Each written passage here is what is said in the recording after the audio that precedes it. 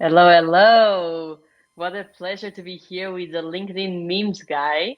Or that's at least how I heard that someone called you. Or this LinkedIn recruiter who is worth following, if Oh, that's correct. well, yeah, well, either one. I am happy to be known as either one. So thank you for having me on today. It's good to be here. Absolutely. I think labels are wherever they are, but some are good, and the ones they associate with you, I think they are pretty good. And you're clearly very passionate about people and talent as well. So let's start with the basics. For everyone who doesn't know you, who are you? Yeah, so my name is Joel Lalgee. I have been in recruiting now since about 2015. So, about 7 years. It'll be coming up to 7 years. And I have spent most of my career on the agency side. So, working for a recruitment agency that partners with companies to help them find talent. Maybe they're having a struggle finding people themselves. So, they reach out to an agency. And then I spent a couple of years on the marketing side, really focused on social media strategies, social selling as well. So, um, I did that for about a year and a half to 2 years, and currently I am working at a recruitment agency as a lead recruiter on our HR and TA team. So I essentially Mhm. recruit recruiters, um, and yeah, and then I guess outside of that, I really focused heavily on like LinkedIn and really just building up following, but also just really focusing on like how to produce content that recruiters and people in the TA space can relate to. So um, it's kind of worked out nicely since I'm Mhm. recruiting recruiters now. But that would be me, and I guess if what I'm most notable for would like you said, putting out memes and gifs, really just looking at like the recruitment process and daily things that recruiters go through, Mhm. and just helping people feel not so alone, because a lot of times people who are in the talent function, it can be pretty frustrating, especially in a market like this, and it can be Yeah. really challenging. So creating content that people in the role can relate to and enjoy, is it's a fun pastime for me as well. So that is me in a nutshell. Yeah, really, really, really relate. We with the struggle and with these like, oh, let's not feel alone. I'm also recruiting at the moment, and I didn't know before I got into recruiting that it was such a challenging job. Like you just gotta make everyone happy, and there's so many fronts that you need to touch base that Yeah, like to make it smoother and everything. And I think like the recruitment field area and recruiters are gaining a lot of space, especially on social media yeah, lately, most more and more and more. But you joined recruiting 7 years ago, you said. That's yeah. such a long time. So what made you go into recruiting? Yeah, and it's funny. I've interviewed a lot of like recruitment leaders over the past couple of years as well, and um, it's so funny. Like most people that I talk to will have a similar answer as well, and it's like I literally kind of fell into it by chance. So one of my um, it was actually a family friend slash like mentor of mine. He had been in recruitment for about I think 7 years, and then he ended up starting up a recruitment company, and Hmm. he had been trying to recruit me to come and work for his company for maybe like a year, and eventually, um, based on like not just kind of career, but like some things that were going on in my personal life. Um, I was like, you know what? I'm gonna give it a shot, and I'm gonna try it. And at first, when I started recruiting, I kind of went into it pretty open-handedly, just thinking like this could just be a 6 month thing, or this could be something temporary. And I think it just became something that, number one, I enjoyed, but also something that kind of came pretty naturally in terms of just like connecting and talking with people. But it also tied together some of my education as well, which was, I just had like a general business degree, but obviously, if you're recruiting, you kind of have to know all about a lot of different areas without knowing 100% about the area. Yeah. So I think it kind of came full circle with even just like what I studied in college, um, and I was also in an industry. I was in the banking industry, which Hmm. I was in the banking industry for about 4.5 to 5 years, and that was very regulated. It was very like process driven, and working as an agency recruiter, so not working in house, but working as an agency recruiter is kind of the complete opposite. It's a lot of um, there's obviously processes that we follow, but it's also you got to have that ability to shift pretty quickly and like make changes, and it's totally in line with my personality. So kind of fell into it, and I think when I talk to a lot of other recruiters, I think a lot of us can relate to that. Like it's not like many people kind of go start their career and go, hey, I want to get into recruiting. In fact, I think it's pretty well like kind of a hidden secret. It seems like a lot of people are really unclear as to what recruiters do, especially on the agency side. So I think a lot of people on the agency side kind of just fall into it, and it either works out really, really well or it doesn't for them. And for me, it seems to be working out okay. Absolutely. I think that's also the general guideline whenever I hear people explaining how they fell into recruiting. I think it takes a lot of like social skills and passion for people. And if you have that, I mean, you can just try it and see if it works, if it's something that works. Some people I do see that they major in human resources or Yeah, uh, recruiting. I don't think if someone can like actually major in recruiting, but in human resources in general or psychology, and then they go into the field. But who yeah, knows? yeah. And I think like HR, I think there is probably more of that like focus around in education particularly where like you said there's that HR degree that you can get, um, but I also think there's more processes in HR than like agency recruiting. But I guess like if a lot of people do kind of get that HR degree and then maybe they start off in a company as like an HR coordinator or generalist, and then they find themselves either doing a lot of recruiting and enjoying it, but like you said, it's not. Um, I don't think I posted about this the other day. Like, I think there should be a degree for recruiting because it just seemed like that would help in some ways. But yeah, there just isn't like any kind of schooling or training. So I think that actually creates um, an interesting scenario for a lot of recruiters because it's like a lot of recruiters are trained differently, and there isn't a standardization in there. So it actually what I found in recruiting recruiters is just because someone's been doing it for 4 years doesn't mean that they have the same experience as someone that's been doing it for 2 years. Or, you know, same with like you could be recruiting for 10 Yeah. years and recruiting very differently to someone else, that's only been recruiting for 3 years, and they could maybe have different strategies and different training. So it is a unique situation. How did you get into Yeah. recruiting yourself? Yeah, so for me, it was kind of the same. I just fell into it. If you were to ask me now, I'm not very sure if it's the field I want to continue, although I really, really enjoy it. But I think I'm mostly getting into sales tech, there's a lot of transferable skills. But for me, was me struggling with job applications when I finished my university. So I took a gap year, then I started applying for jobs, was getting rejected altogether, ghosted, and I was like, this is so hard. What is happening in this job search market? So from there, I started creating content on LinkedIn regarding job search and how to get jobs and how to interview. Started learning, started with consulting. You might know them. So starting as a career coach with them, created some organizations to help people land jobs. And it was kind of like small steps. And I was like, oh, I'm basically recruiting and helping people land jobs, like doing career coaching. And then there was an opportunity that appeared in a company I really liked, and they were like, "Okay, we're looking for a recruiting intern." And I was like, "Okay, that's basically what I've been doing. I would love to do it." Yeah, So I took it, and it's hard, it's challenging, but it's so rewarding because you have these empathy towards people. So when you actually hire someone, now you feel like this. When you create this relationship with the person, this empathy, and then they move to the hiring manager, they move to functional on-site, wherever kind of phases you have, and then they're hired. it's such a rewarding feeling. You can really see the purpose of what you're doing. Do you feel this way as well?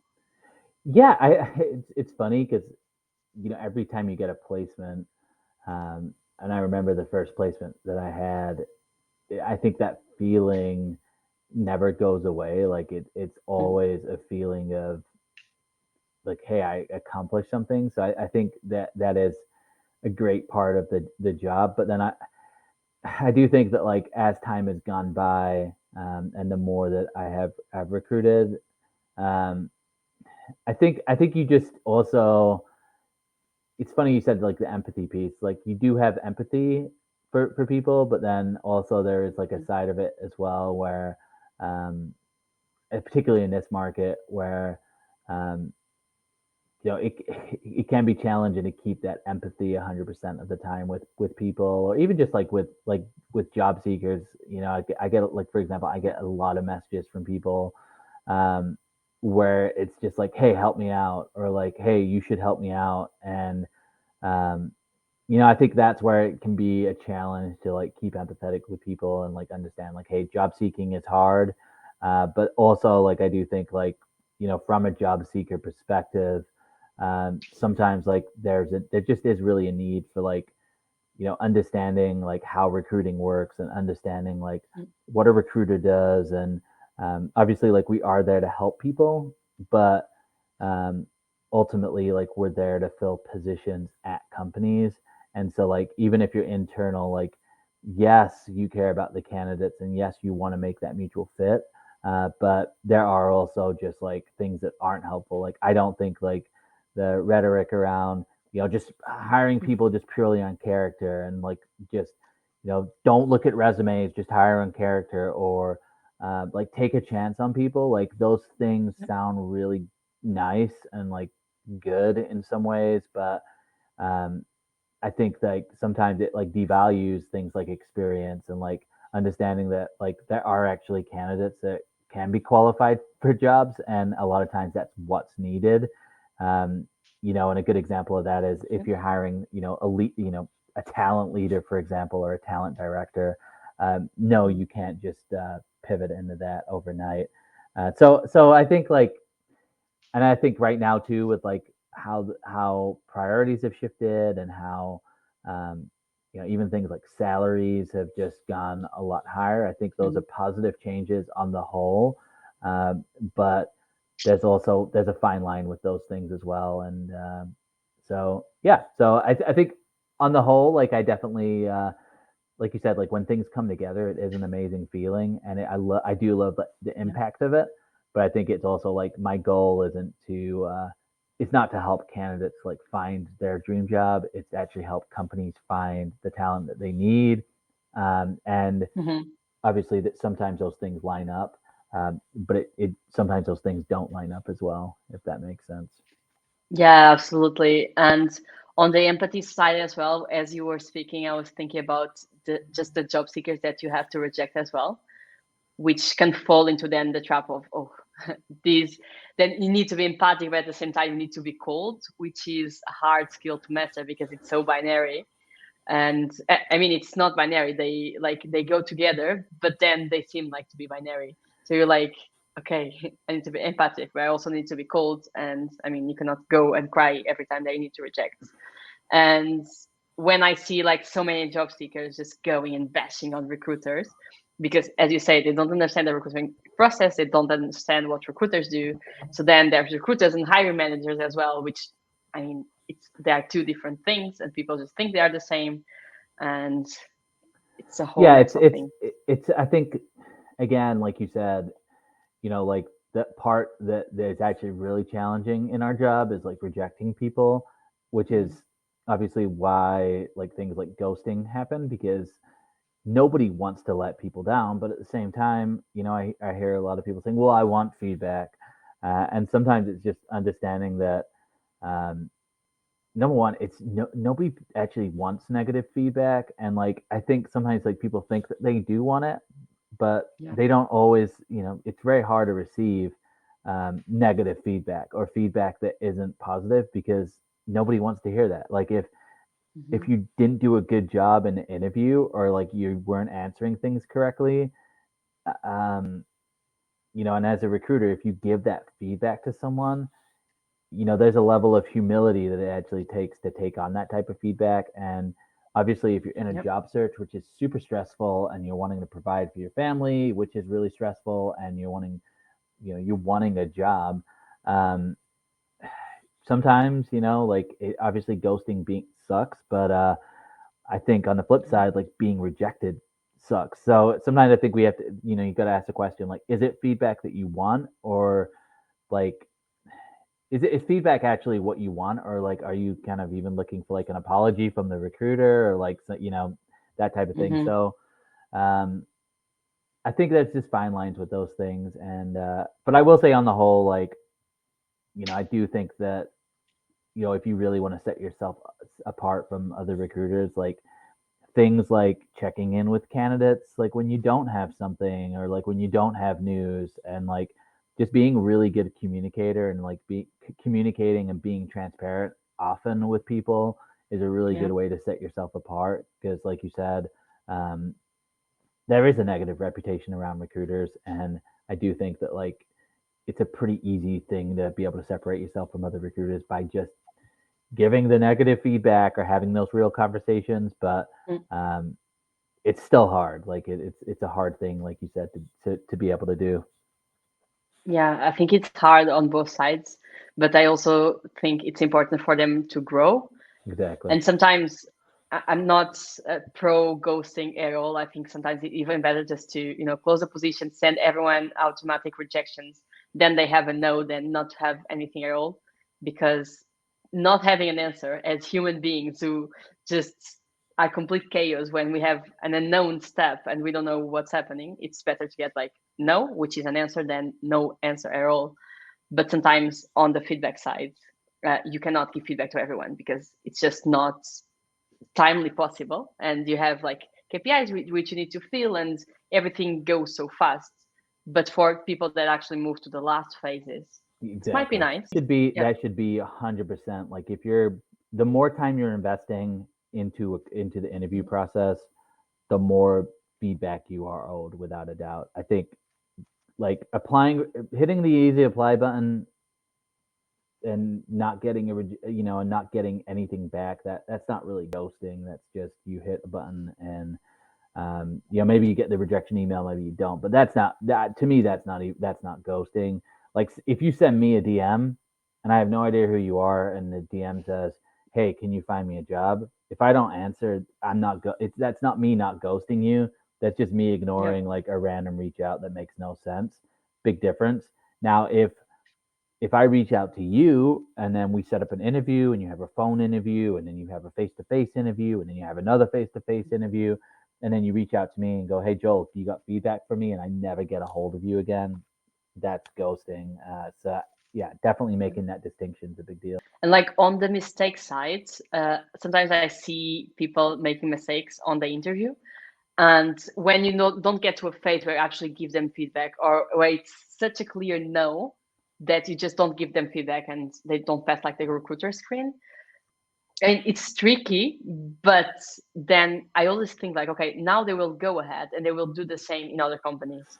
So what are like some of the most common mistakes that you see people making that you're like, absolutely no? Like I there's think that I think most of it right now, honestly, is just like it's engagement Mhm. in the interview process. Like I think like again, with a lot of the changes that we were talking about, like about higher salaries, and wanting to be fully remote, and like the Mhm. candidates are actually asking a lot right now, and I'm not saying that's necessarily a bad thing, but if that then means like you're going into an interview and you're understanding it's a candidate market, and that you're in demand, and you know that this company is desperate for people, um, what that can sometimes produce is like just an unengaged interview. And so like a big mistake that I'm seeing right now is like just not even being like well versed on what the company does and why you want to work there. And fundamentally, Mhm. like that is still a massively important thing on both sides. Like, do I like I just posted about it the other week. Like, do I think that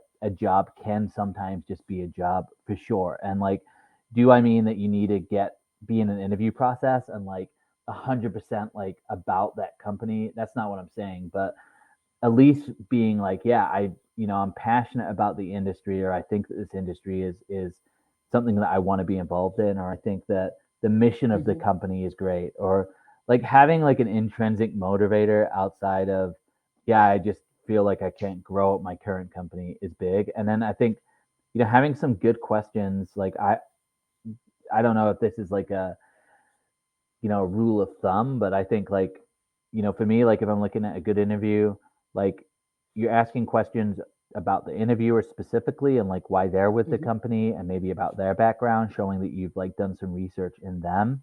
Then asking a question about the company and like not just like a token question of like, well, how did the company get started? But like asking like a question about like the company and like where they're going, or like um, what they see in the future for the company, like just something that's a little bit more insightful, or maybe looking at thinking about a question that maybe other people won't ask, and then asking a question about the role. So if you focus on the interviewer, the company, and then the role, and you've got three just like unique questions and like creative questions, that can be really, really helpful. And like, to be honest with you, if you're doing a Zoom meeting, it should be super easy because you can just have the questions there and prepared. Um, but I do think that like on the whole, like just engagement on video interviews and engagement in the interview process is something that is maybe I don't want to say a side effect, but it's something that's impacting um, the interview process, and it's this.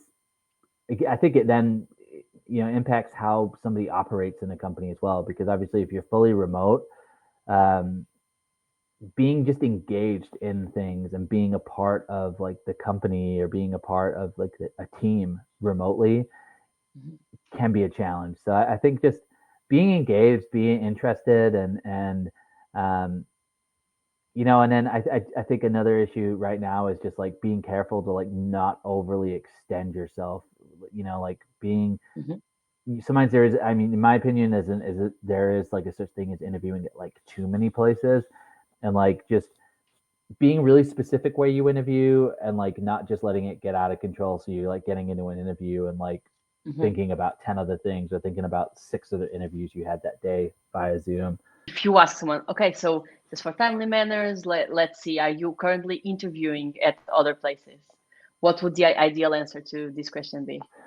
Look, I think it's good. I think it's good to be proactive, and if you're, Mhm. if granted, it's a little bit different with kind of how I approach things, because I'm a lot of times I'm reaching out to people, Yeah. and so not everybody I reach out to is interviewing other places. But um, I think like what's concerning to me if I talk to someone is if they're like, yeah, I'm interviewing at 6 or 7 other places. I think like for me, like if someone's interviewing at 2 or 3 other places, I'm like, okay, good, like, but also like having a strategy around that. Like a lot of times, like I'm asking people, and granted, I'm asking recruiters this question, but like just candidates in general, like um, where are you interviewing, or what types of companies are you interviewing? And I think sometimes people are like, well, I'll interview anywhere. I'm open to anything.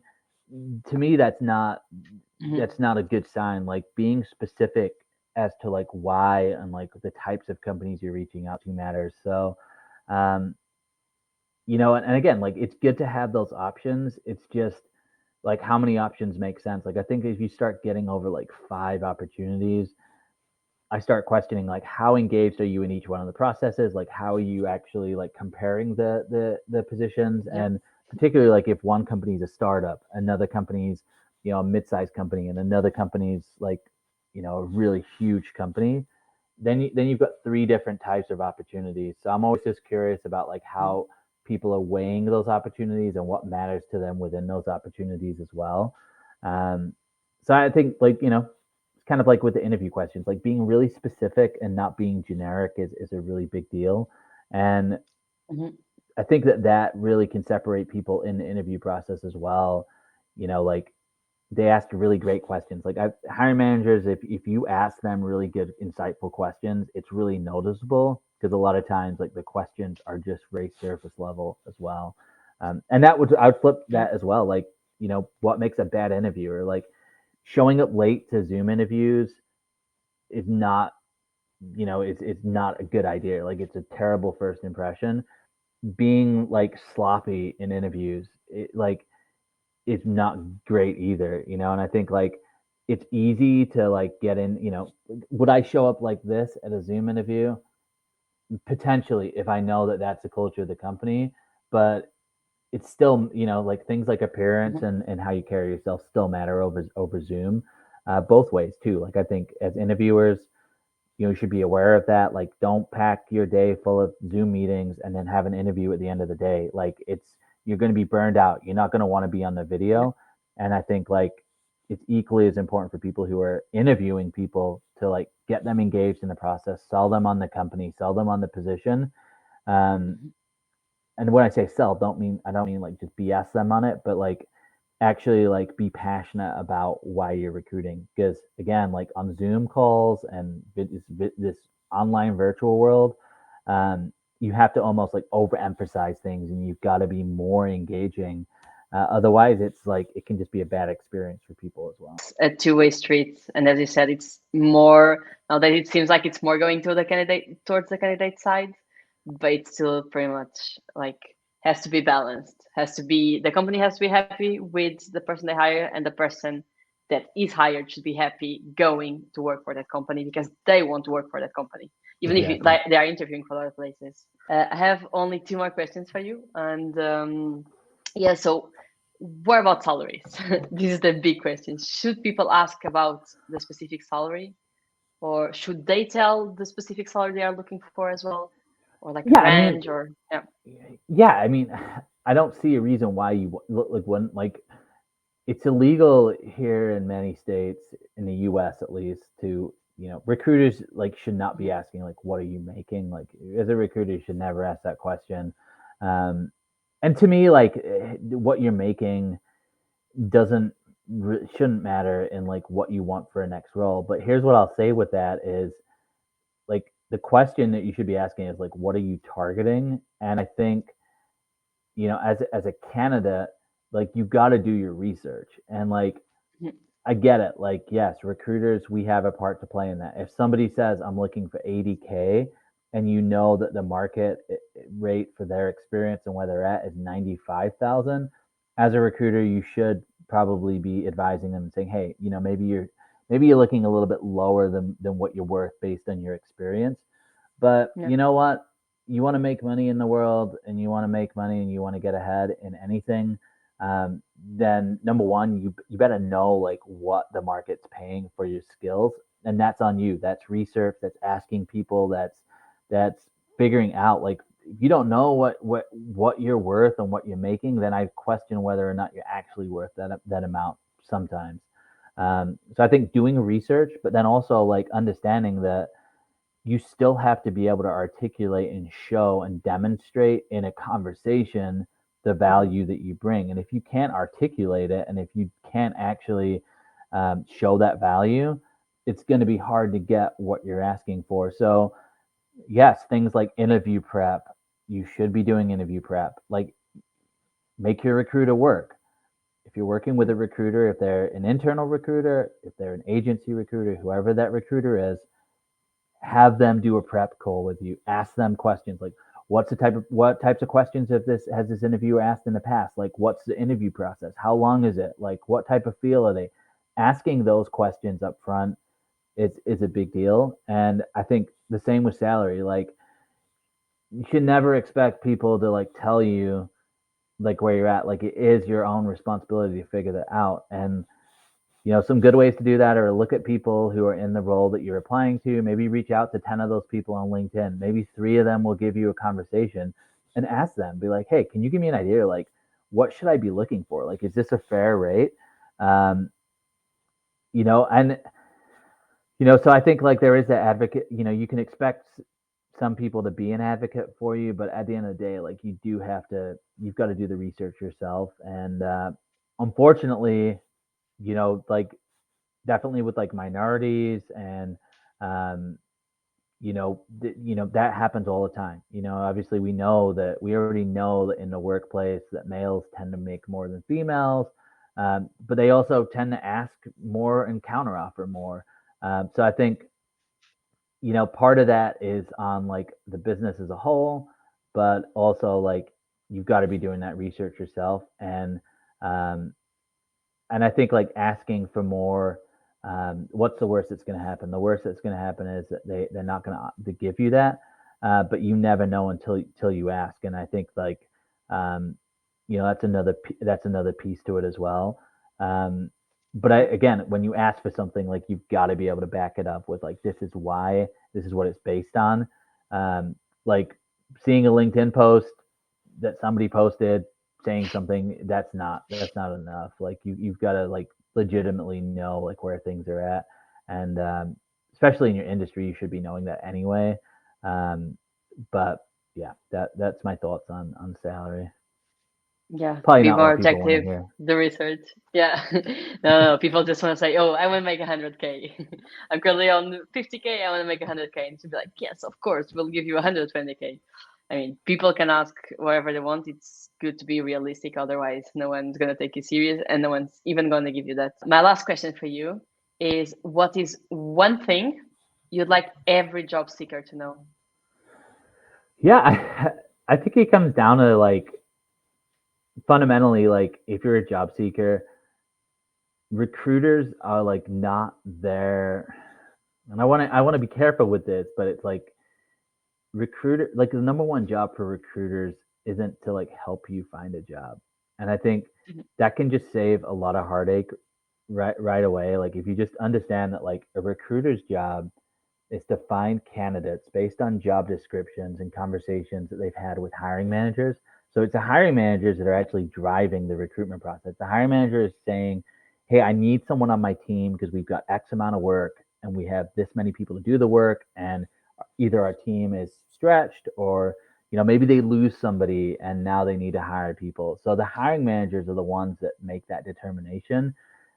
And most recruiters, like if you're just looking at a corporate recruiter or an agency recruiter, their work is determined on what hiring managers are saying. So I think if you know that, and you also look at it and go, okay, well, these recruiters, they're a little bit more reactive. Now, granted, if they're like a talent director or somebody at a higher level, they're probably a little bit more strategy involved. But um, most recruiters are going to be reactive to what the business needs.